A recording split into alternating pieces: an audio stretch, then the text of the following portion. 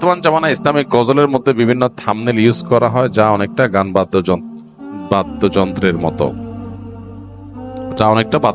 মতো এই ধরনের গজল শোনা বা অনলাইনে রিলিজ দেওয়া যায় যাবে কিনা?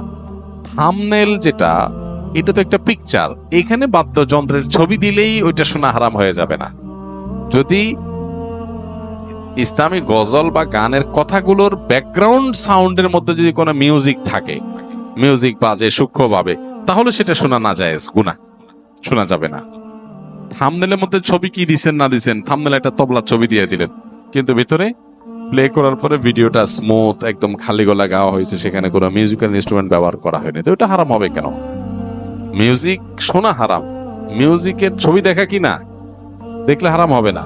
বিধায় আপনার থাম্বনেলের ছবি কি আছে না আছে এটার জন্য ভিডিও হারাম হবে না। তবে হ্যাঁ, আজকাল অনেক আপনার গজল, ইসলামী সঙ্গীত বের হয়েছে যেগুলোতে সূক্ষ্মভাবে মিউজিক আছে, আপনি একটু মনোযোগ দিয়ে শুনলে বোঝা যায় যে মিউজিক ব্যবহার করা হয়েছে, সেগুলো শোনা হারাম।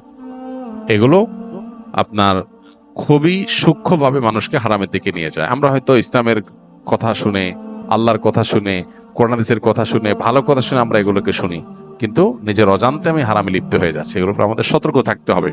ফ্রেশ খালি গলা গাওয়া হয়েছে এবং সেখানে মিউজিকের কোনো ইনস্ট্রুমেন্টের ব্যবহার করা হয় নাই, শুধু সেগুলো আপনি শুনতে পারবেন।